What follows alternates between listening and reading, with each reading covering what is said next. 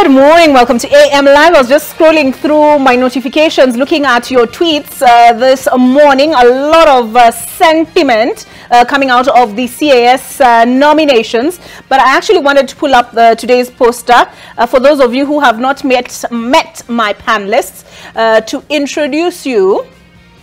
And if you have not met, in studio we have Omulo Jr., Director, Political Affairs, ANC, Dennis Mbanda, Political Analyst, Kidi Waga, Governance and Policy Expert, and Joseph Chege, Analyst, Politics and Youth Affairs. I did promise Omulo Jr. and Dennis Mbanda right of reply on these nominations. And when we were on break, we were just laughing at this meme. Economy imepiga Simba wa KCB hadi anakaa nyani. Omulo, in light of this economy where even the KCB lion looks like a monkey, I think what's your response? Well, I think, Olive, first things first, and I wanted to advise my good friend who is a lawyer that you cannot compare what happened in Telecom Kenya with the current nominations, because that is public theft and that is corruption that needs to be investigated to the bottom of it, and those who are responsible arrested, because that is something that Kenya Kwanza promised to fight corruption, and I believe they are supposed to do so. But as a political scientist, you know, it's important to understand what we call public perception. You know, the nominations or the appointment has come at a time when there's public outcry. There's a disruptive opposition. We are being criticized for everything and anything. So it has come at the wrong time. And that is why I said from the start that I don't understand the wisdom behind it, because the president has the discretion of appointing anybody. But we should not reach a point where we reward people for the sake of including people in the government, which is against the intention and the spirit of creating the CSS position.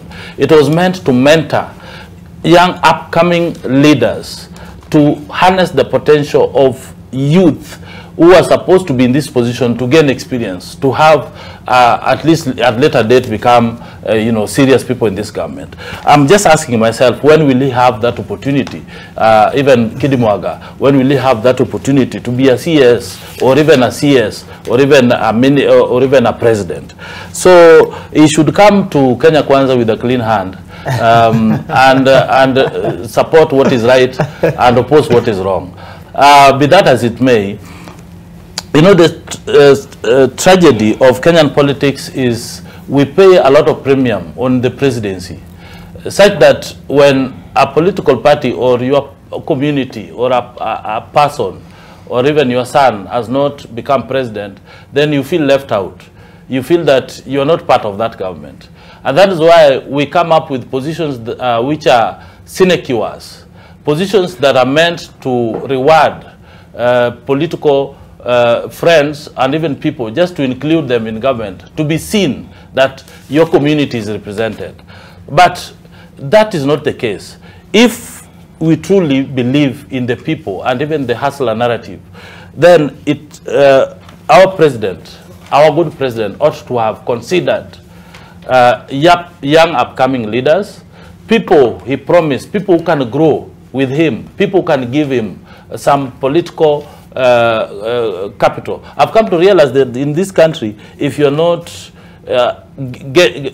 giving any political capital to the presidency or even financial support, then you are not seen as an important person. And that's why you can see people being recycled. I've seen former governors, those who have worked in this government for years, they are bringing nothing new to this government.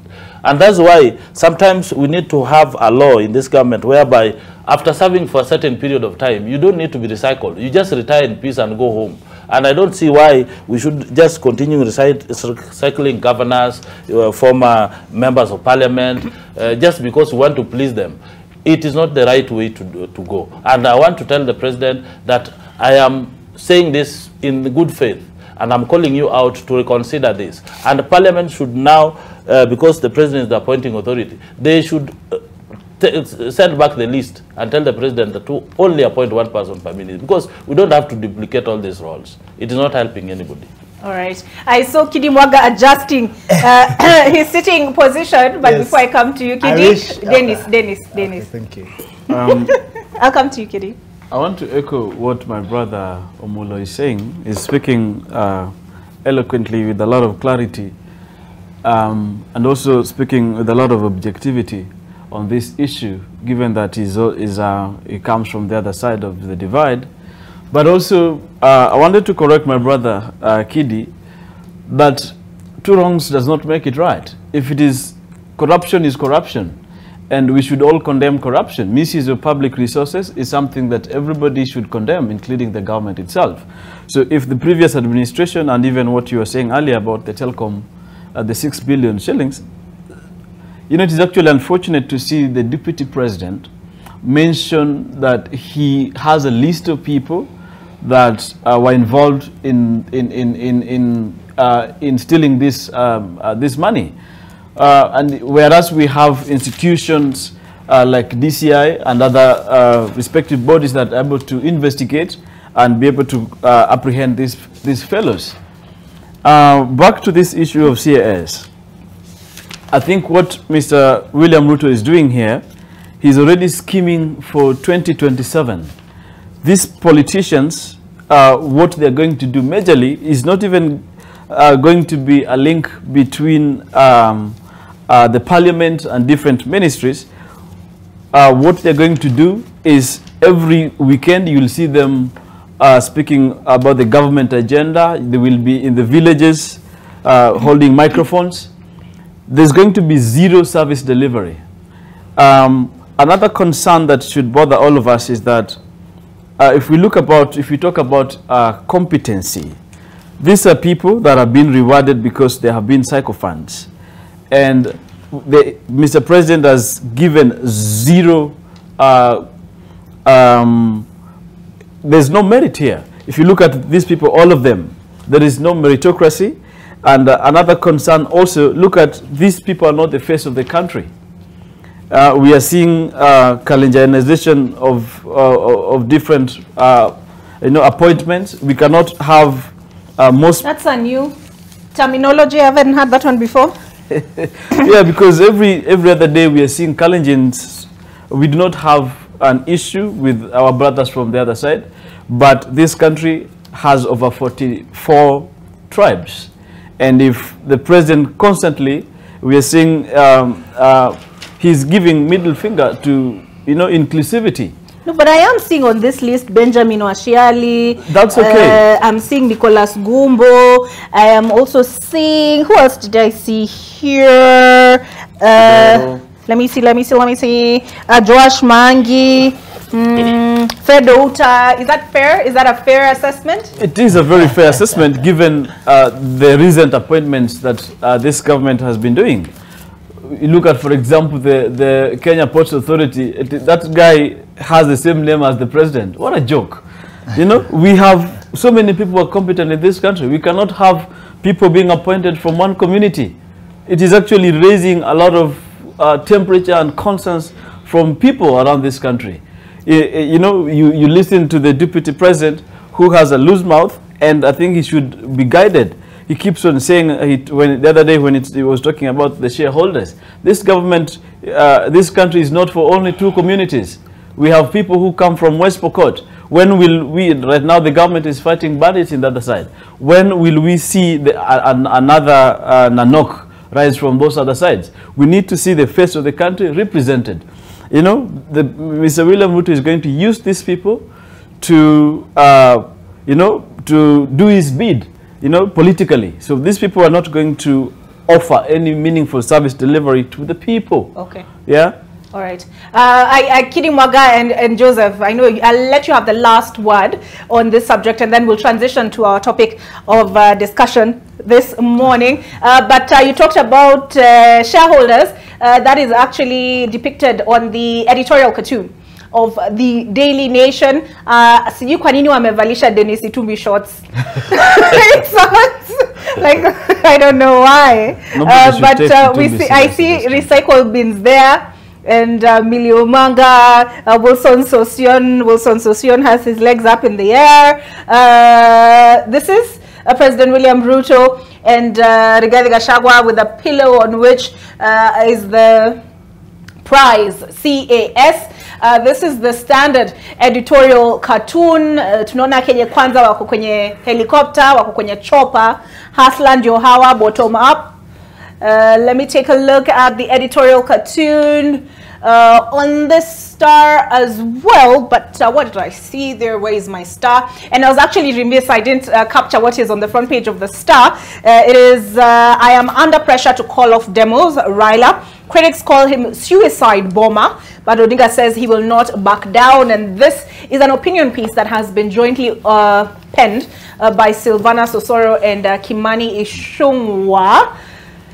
Okay, but they also have on their front page the images there of the smiling faces of those wenye wameangukia those CAS nominations. Where is that? I just wanted to get to the editorial cartoon here. This is their editorial cartoon. Still on the subject of CASs. A few people, Dennis Itumbi again depicted. I see Evans Kidero. I don't know if that is Kate Warugoro, but yeah. A lot of attention on this. Joseph? I wanted to say that by next week, we expect a lot of trade unions to issue strike notices. You see, the reason the doctors did not do their demonstration on the pay rise, and the nurses and the clinical officer and the teachers, because they were empathizing with the situation that is with Kenyans. People who are dying and the government has no money. We had the other day the deputy president telling the governors that if you want to strip me of my trousers and beat me, you can do it because the government has no money. A government that does not have money is using almost $500 million to pay the CAS that Kenyans don't need. So there's no way you can tell Kenyans that you are taxing them because the taxes have gone so high. Only to come and pay some retirees like a retirement package to these people, because this is a retirement package to these people.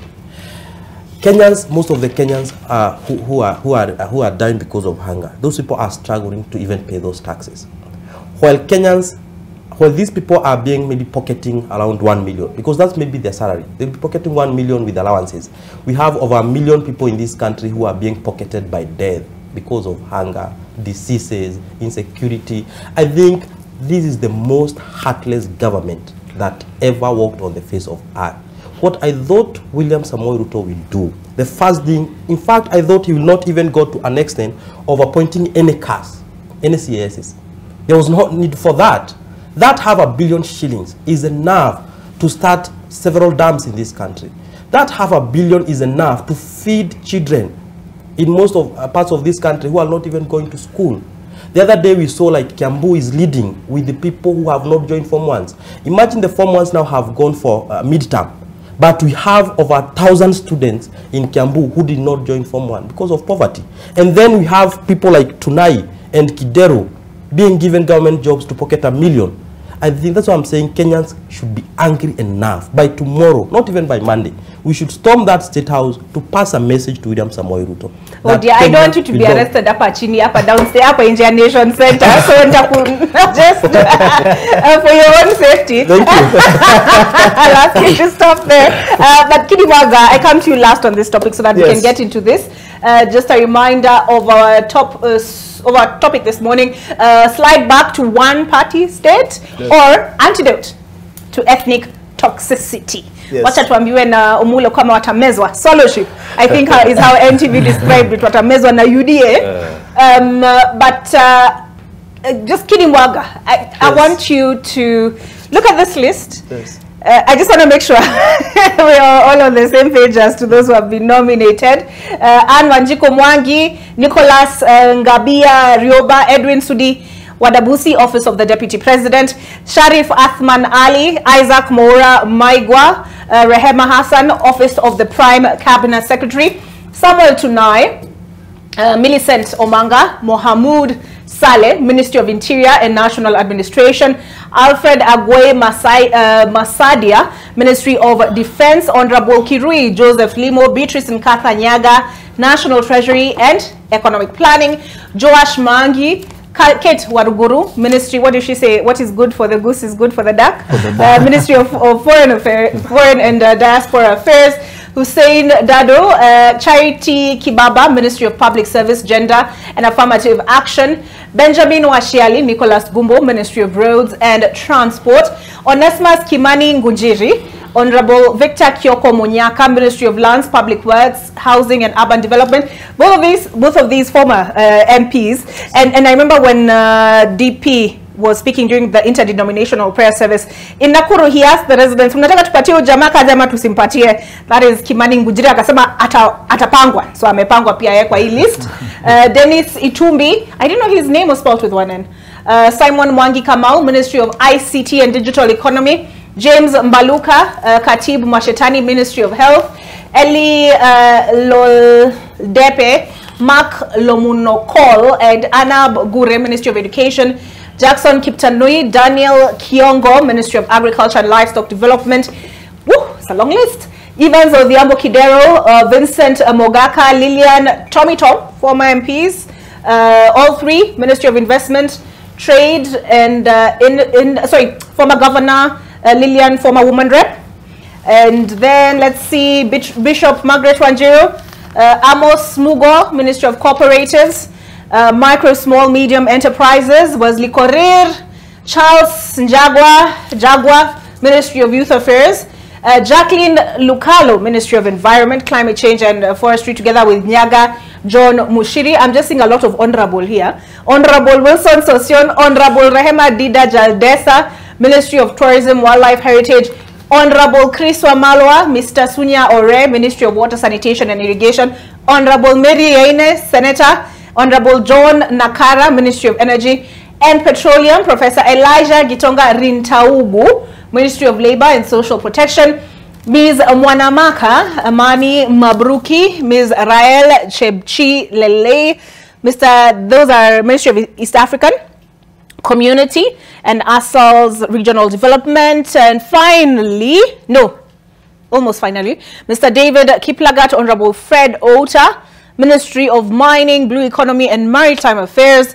And now finally, Mr. Alan Kibet Kosgei, the State Law Office.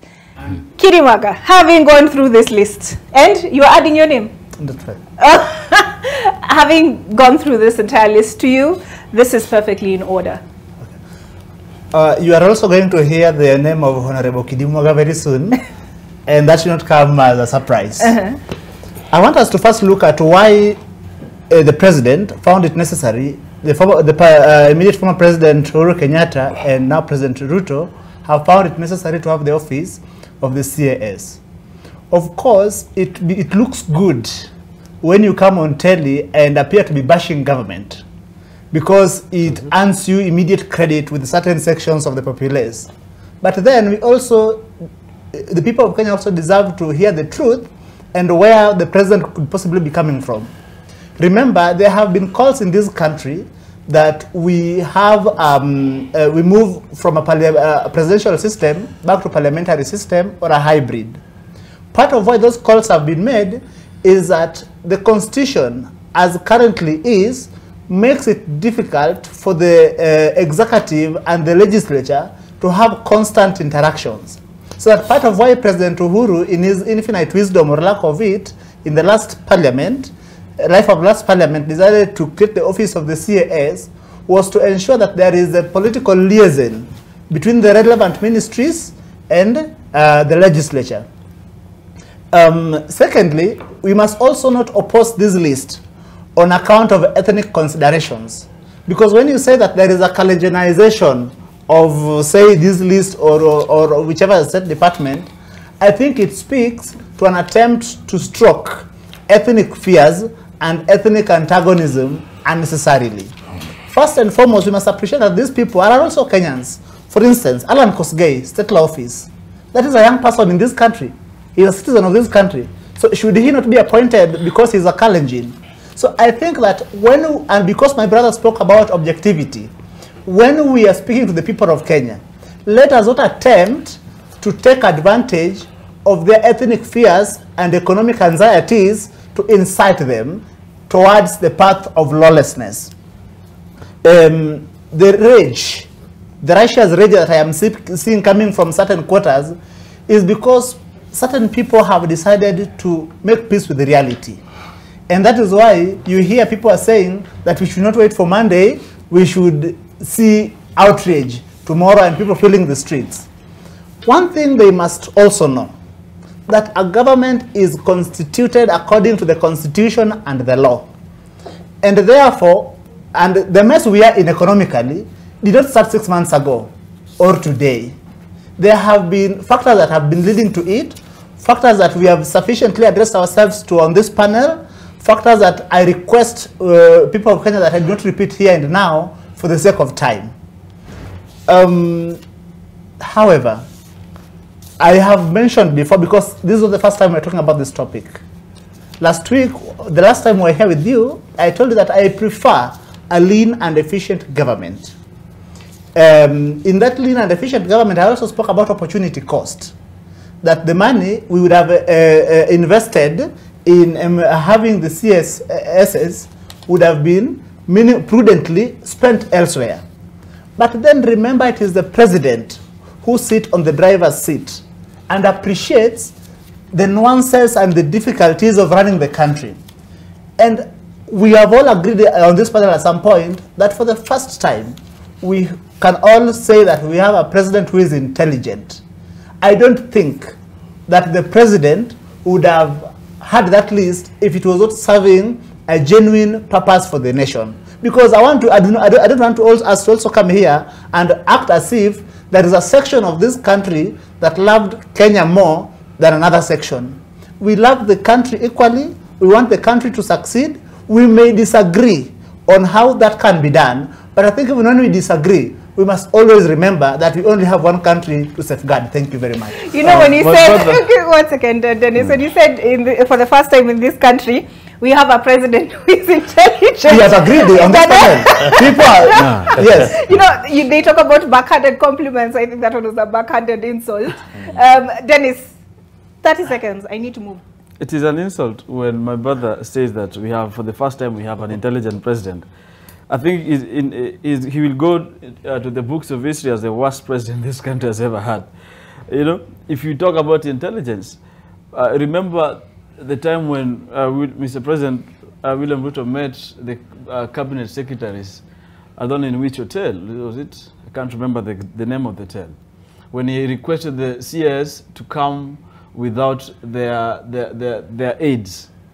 And in that discussion, when he finished his presentation, he requested the members of the CS to sit in groups and discuss government policies without even researchers and assistants. So if that is about integrity, then I don't know what we're talking about.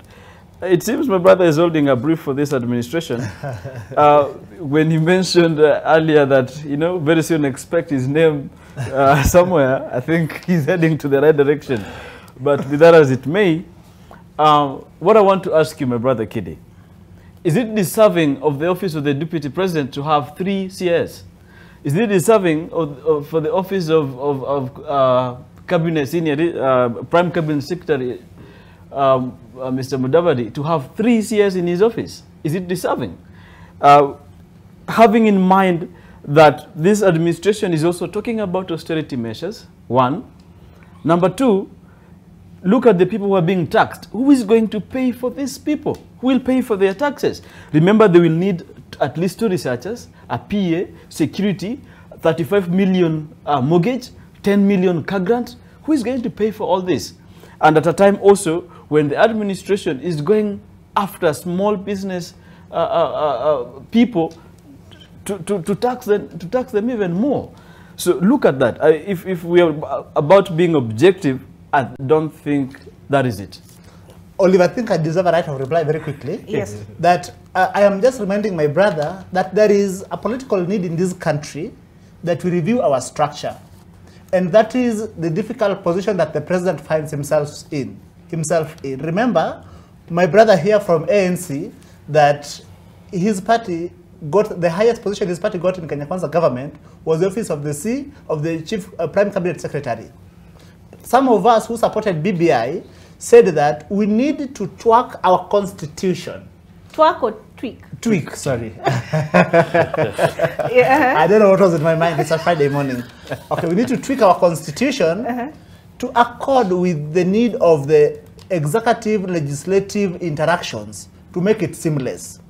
For instance, we suggested that let there be the office of the Prime Minister, which essentially, I am told in Kenya Kwanza government, they are calling His Excellency Mudavadi as the PM.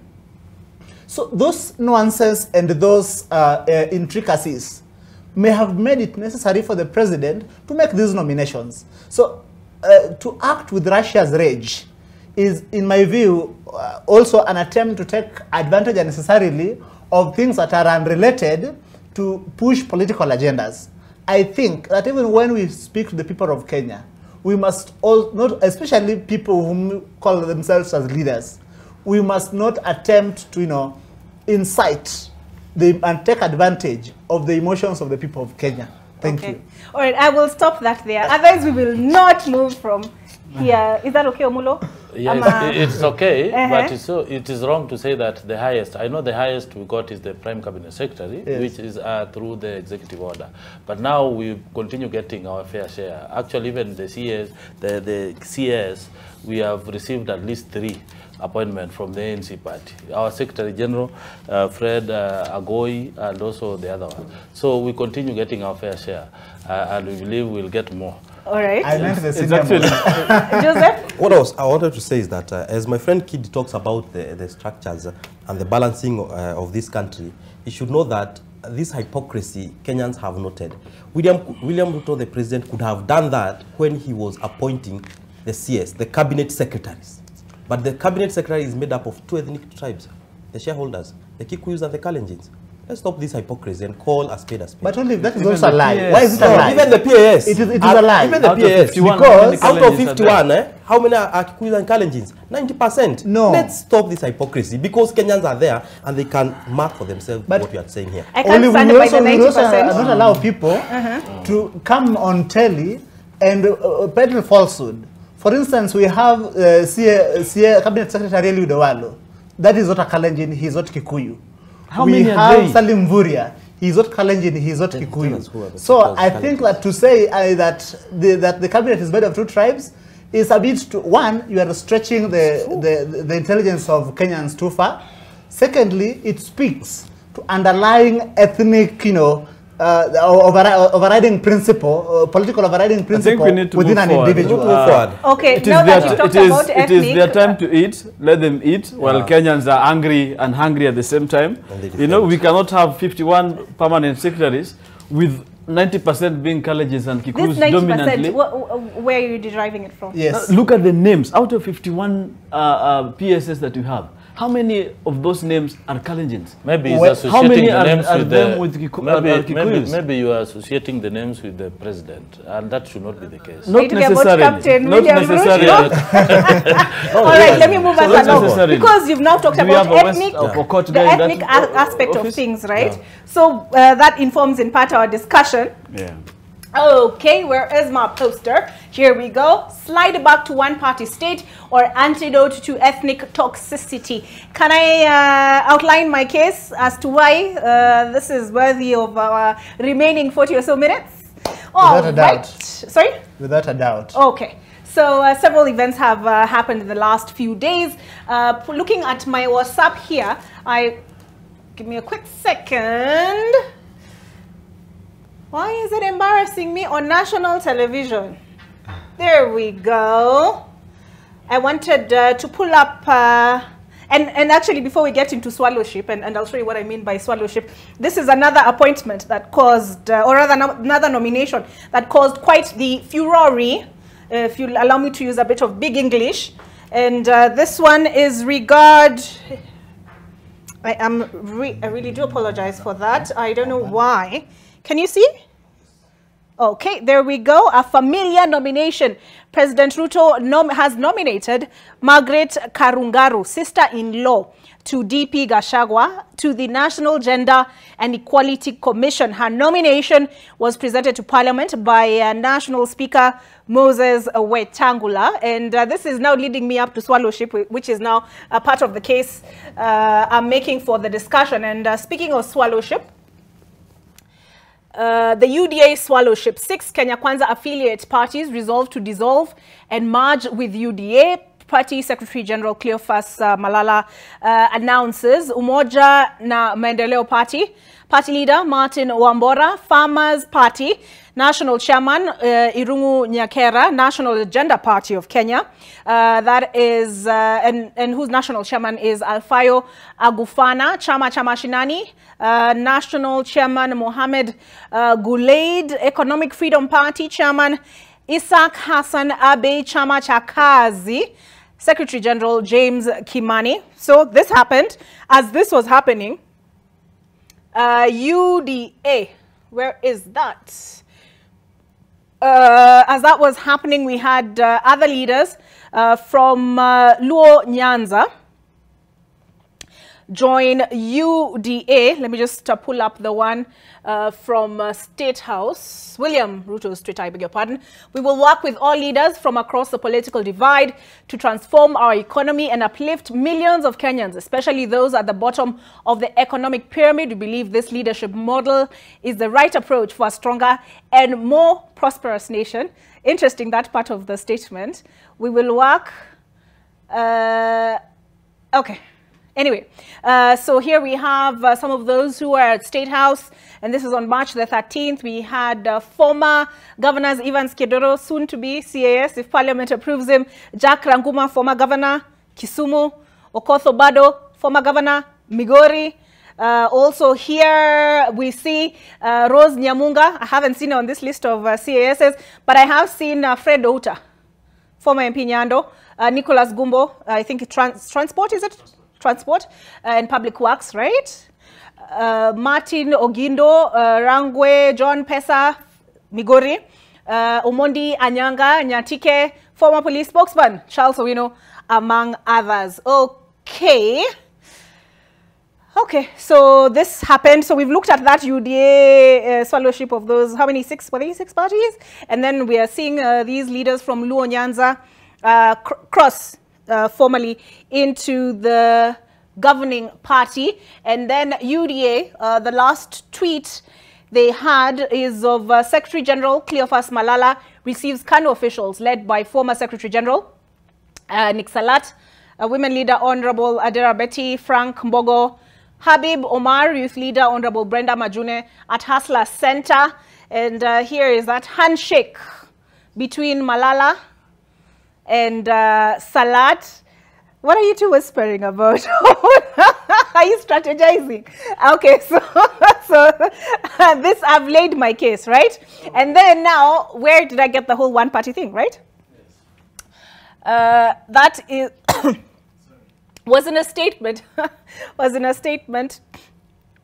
that was made yesterday by MPs from the Azimio coalition party, and and in making the case for people to turn out on Monday, they talked about,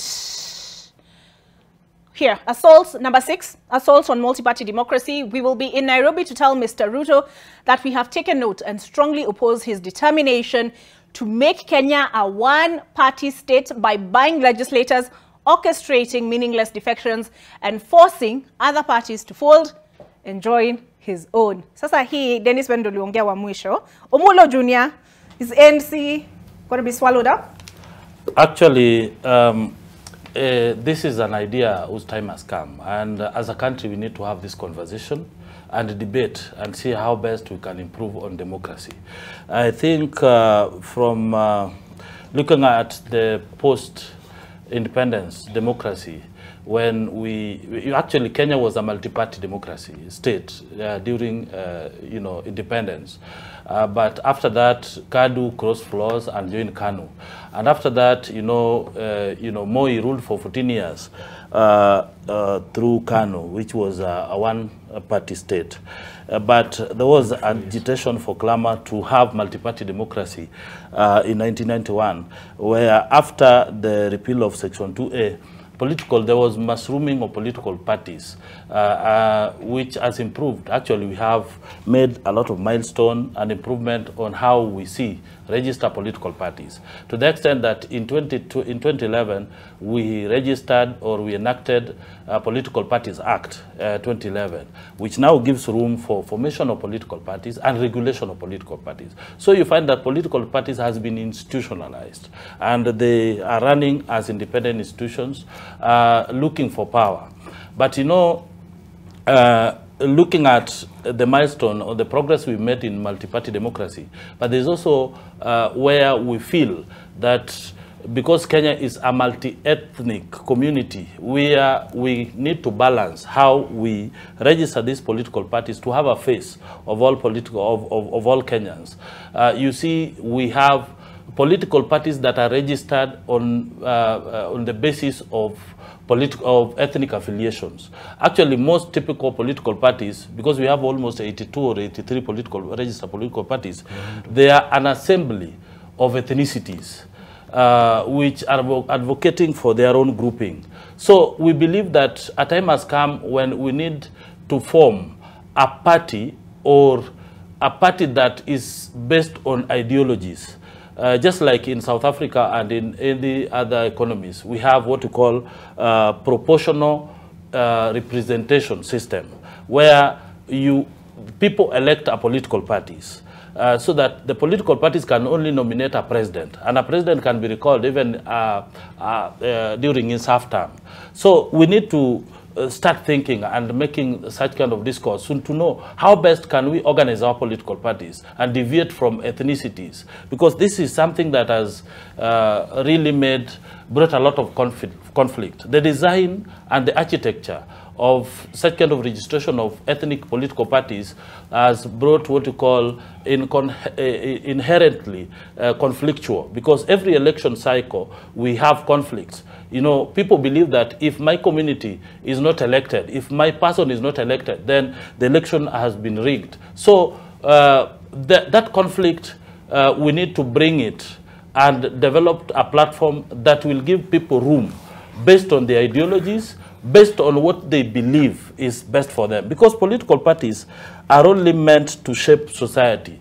They are not supposed to promote ethnicity. They're not supposed to promote the rich versus the poor. But, what people want is just to participate. People want a government that is accountable. People want affordable housing. People want, proper and, enhanced education system. People want a platform, an environment that they can help them participate in innovation and innovation. So we believe registering one big political party or two political parties that will form government, and those will be in opposition. And that's why Kenya Kwanza has brought an idea that we create the office of the official position, so that the official position will be given a mandate to criticize and oppose the government and address issues that are supposed to be addressed, as opposed to interruptive positions. So, as I said earlier, we place a lot of, we pay a lot of premium on presidency, to the extent that, people believe that if they're not elected, then they're not part of that government. Then we have put presidency in a way that it is like winning a lottery. Being in government or forming a government is like winning a lottery, because you have an opportunity to access resources. So when your person is elected, you feel that, you'll have ministers, you'll have proper resources at the exclusion of other communities. So that is why we end up creating such kind of position, CSS, to reward such kind of. So we support the idea, but we are not folding as ANC party. But we believe that the idea has come at a time we need to have discussion without being coerced, because we have reached a situation where we have coalitions, even coalition parties, but we have we need to look at the disadvantages and advantages of forming one political party. Okay, and we need to take a break, but when we come back, Dennis, was that also the spirit behind Azimio la Umoja One Kenya, so that we move away from, because it's not just UDA, as in before the election, we had Azimio coming up, and is it to move away from this? For example, this headline is Mass Action, Matiang'i linked UPA party chooses Ruto over Raila. You know, where parties are seen as vehicles for tribal kingpins. On the other side of this break.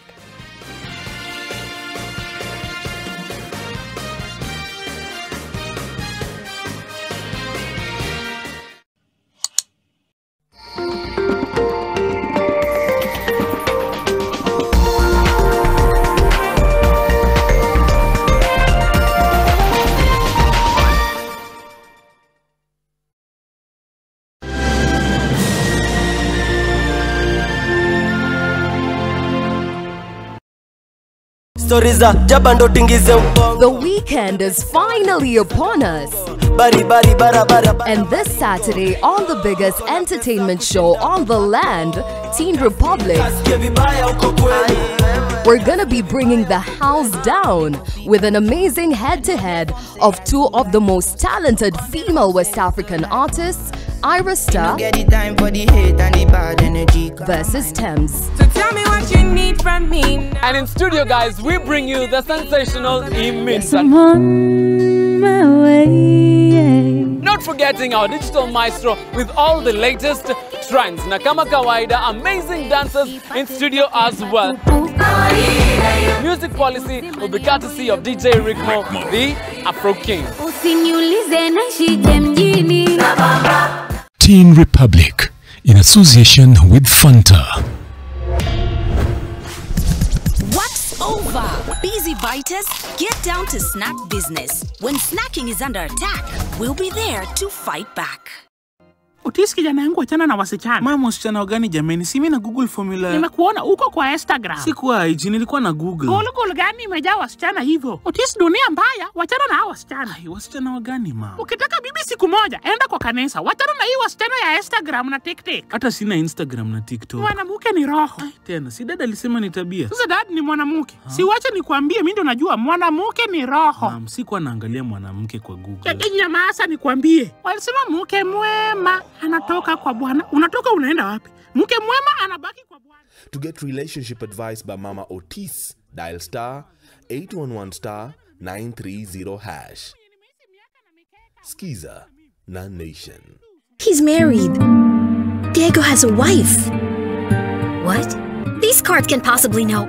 It's nonsense. Why would he keep something so important from me? I just thought that since we were close friends, Our friendship does not allow you to come here anytime and barge in my work sessions.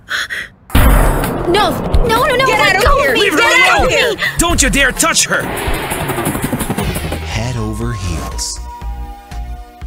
Head over heels in association with Nivea Nourishing Cocoa. The triple layered care of deep moisture serum, precious cocoa butter and vitamin E enriches your skin for 48 hours. It's time to show off your best skin. Wear your skin with pride every time with Nivea Nourishing Cocoa Body Lotion. This is Mo Spice. Back when we listened to our radio. This is your #1 station for more music. Nation FM. Watu wangu wa Jam Down, mambo vipi maze? Unajua ma MC wangapi wa reggae music? Ama who's your favorite reggae MC maze? Find out if at wewe Kapenga. Yeah. Unajua nani wa MC wa reggae? Najua MC Jawatch. Yes. Manze. Peke yake? Na MC Jushman. Yeah. You know, it's good to know your MCs. Na unazanzia na sisi pale kwa radio, alafu tuingia wapi? Yes, kwa TV maze kuanzia 10 PM up until maze maidha yake. Au sio? Hashtag ni ile moja tu, Jam Down KE. Kaboom. Send me the pillow that you dream on. Don't you This know that is I Mo still care Spice. for you? Are you facing challenges in following up on cargo compensation claims from your overseas insurer? You can now insure your cargo with your local insurance companies instead of filing similar claims with foreign insurance. When you insure your imports with local insurers, you will save more as you will get more competitive rates, and yet you will help build a more stable and resilient economy while also creating job opportunities locally. This message is brought to you by the Intergovernmental Standing Committee on Shipping.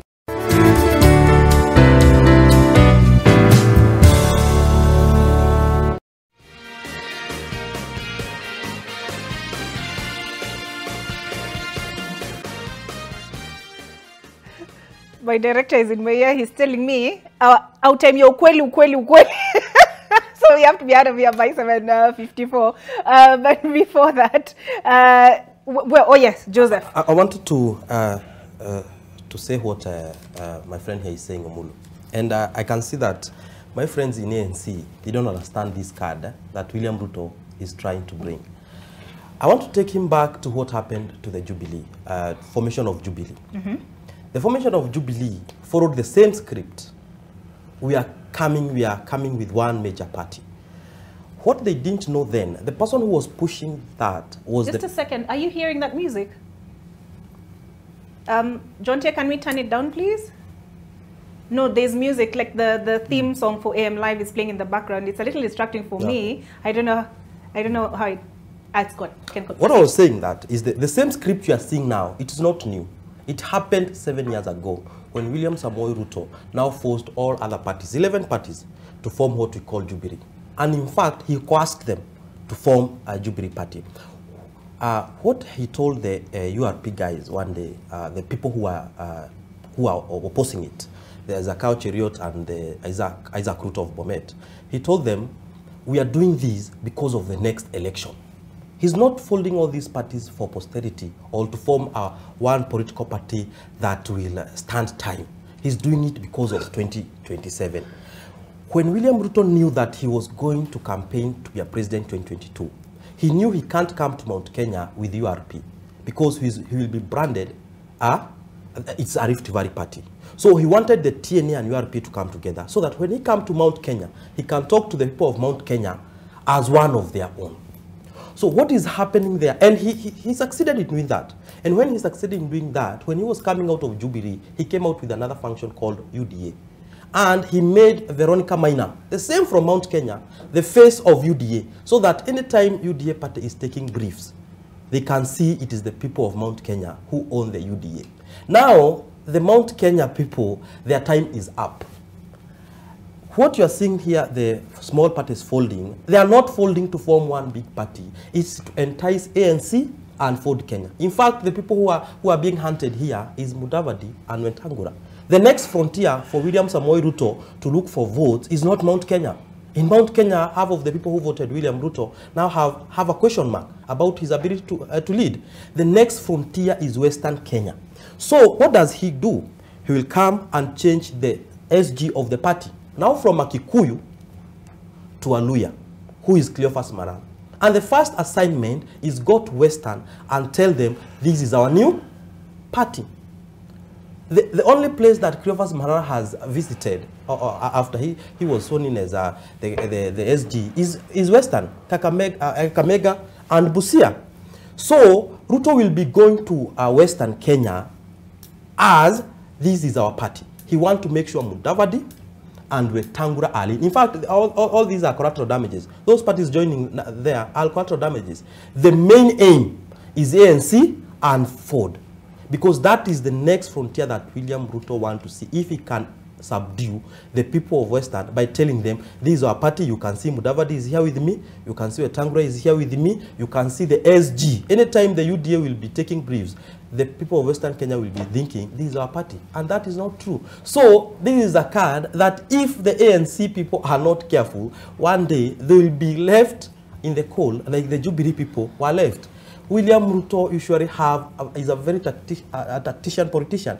He makes sure that he brings an ideology that you think is an ideology, but what you don't know, behind the curtains, he's doing ethnic mobilization.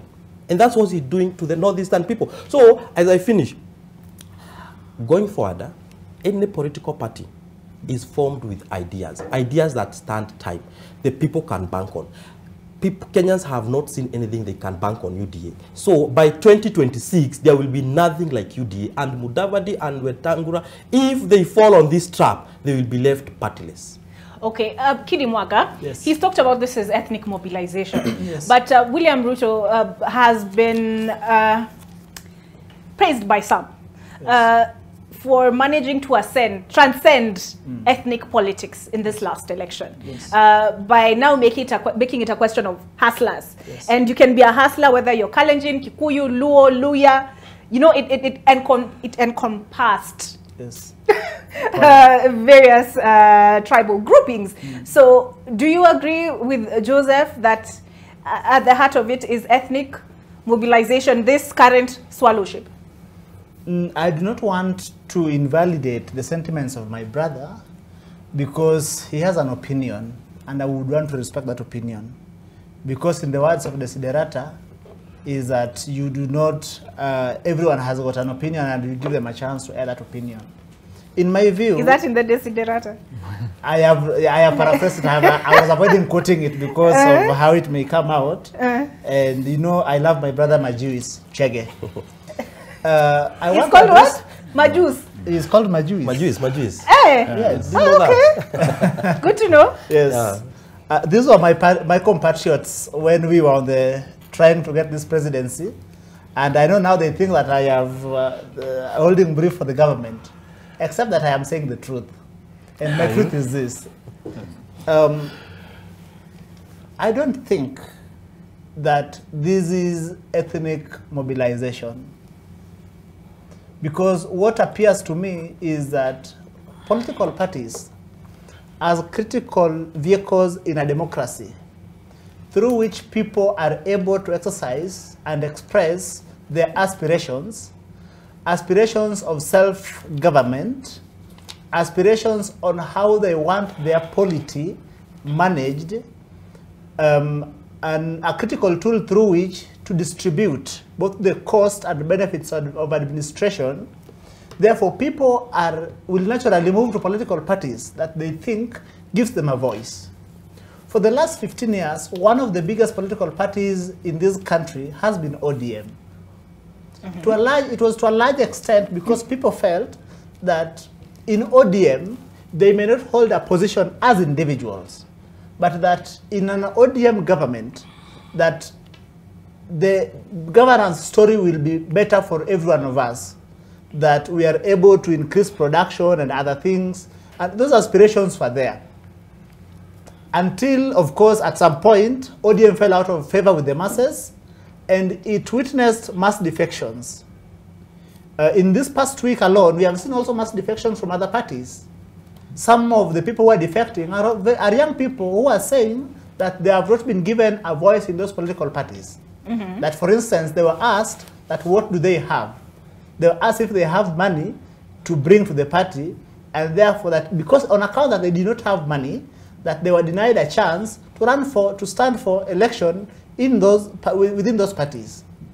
So when we get today to the question that is it a slide back to one-party state or an antidote to ethnic toxicity, I think that, as my brother Omulo puts it, that a time has come when we need parties that are going to come to the people of Kenya with sound, coherent, predictable ideas.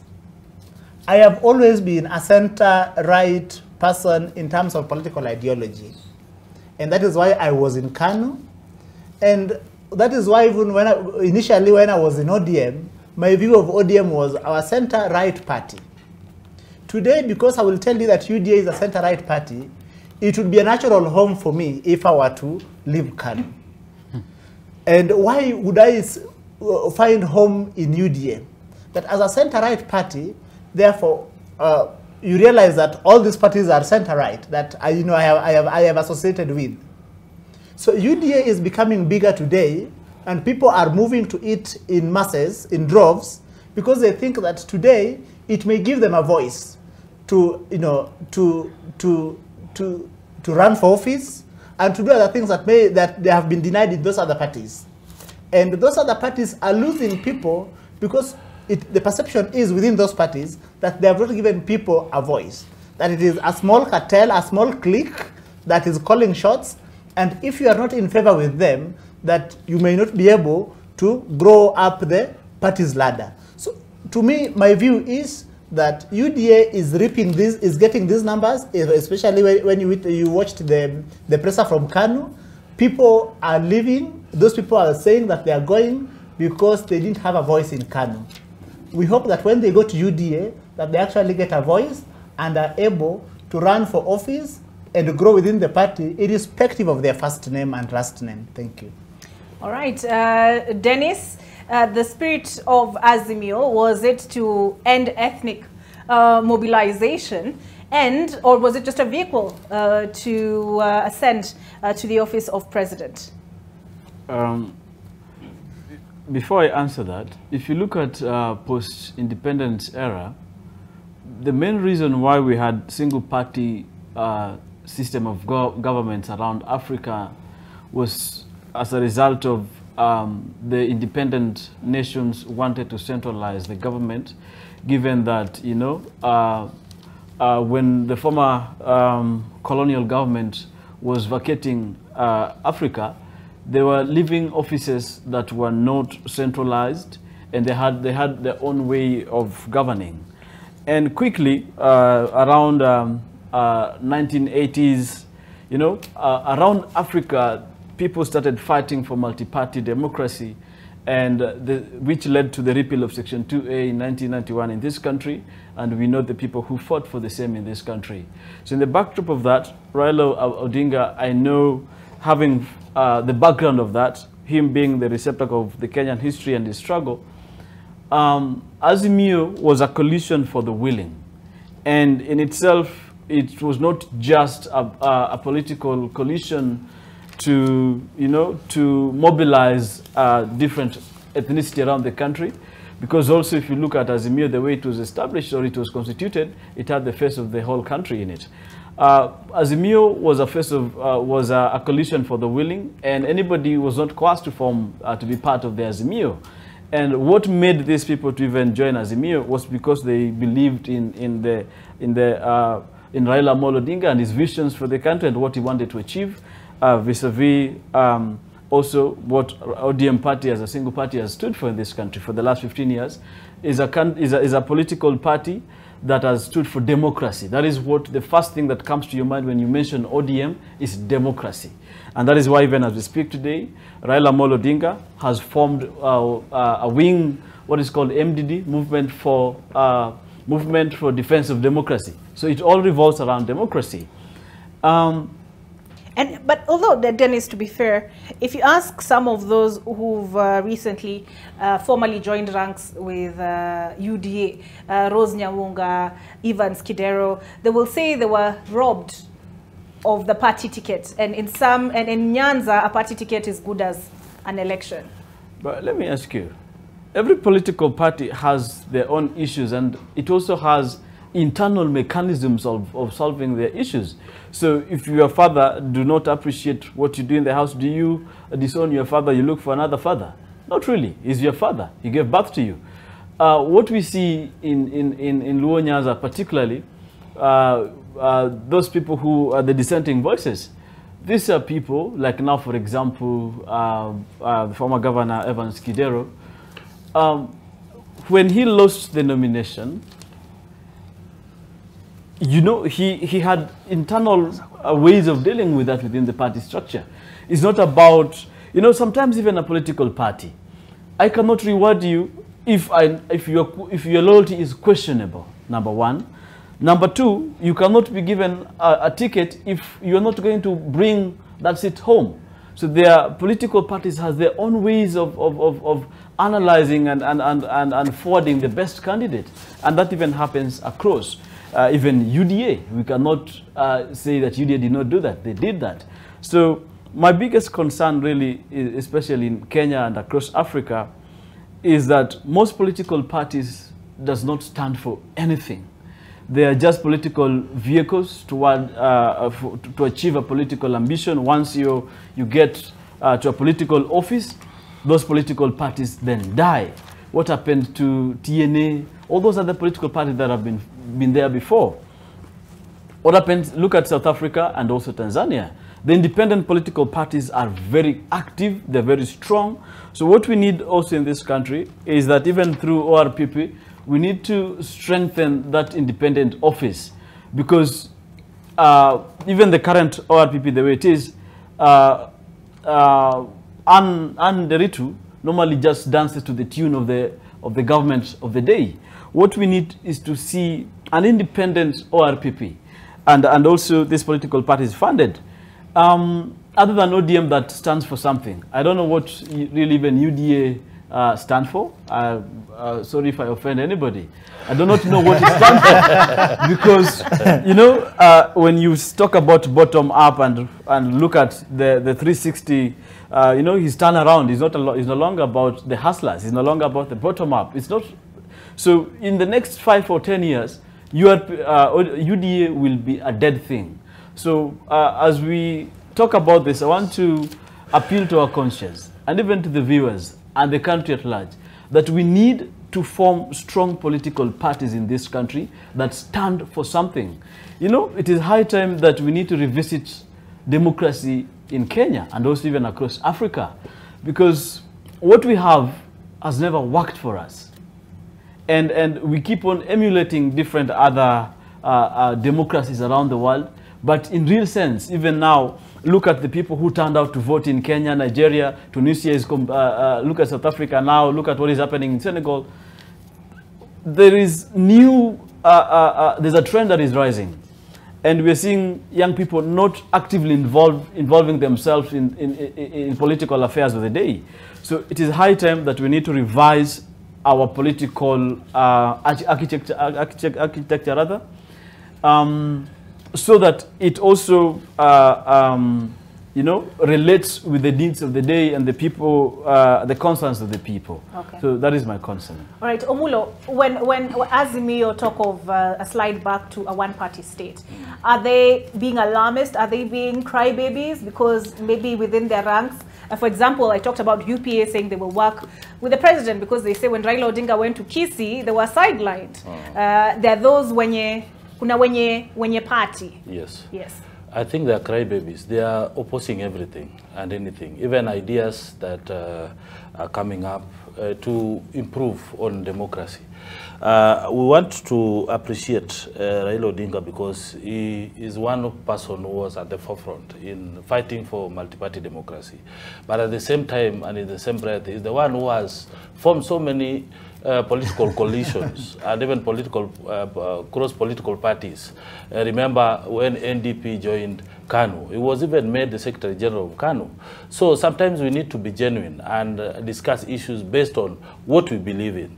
So the coalitions that they are talking about, because I wanted to tell Chege that his analysis is wrong.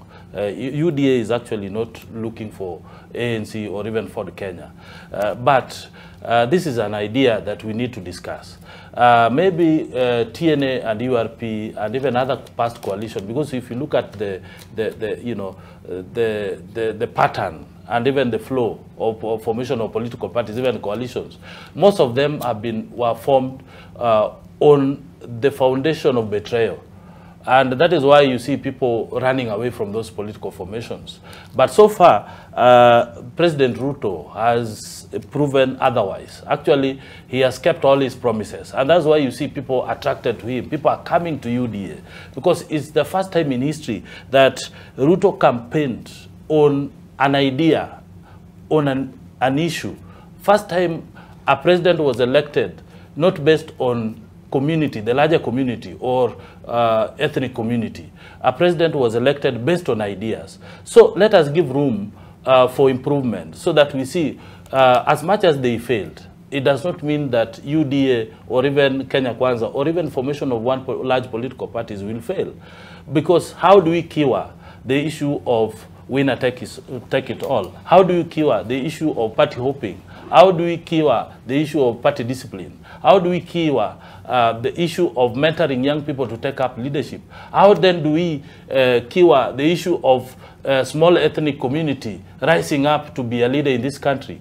You know, Mwalimu Nyerere one day said that the tragedy in Africa is not about the song that is being sung, but the person who is singing the song. However much you have the best song, but you don't, you have ideas that can improve and even develop the country, but you cannot be supported by other ethnic community. You find those who are behind you are only your people or ethnic community. So how do we change this scenario so that we allow an institution, a political vehicle that will accommodate everyone, a political vehicle whose ideas can only be, internalized, so that Kenyans vote based on such kind of platform, and they have the reason to believe and participate in such kind of political parties. Okay. So it is not about the failed coalitions. Let us allow and discuss such kind of idea, because we get money, we get 0.3% of national revenue are paid to political parties.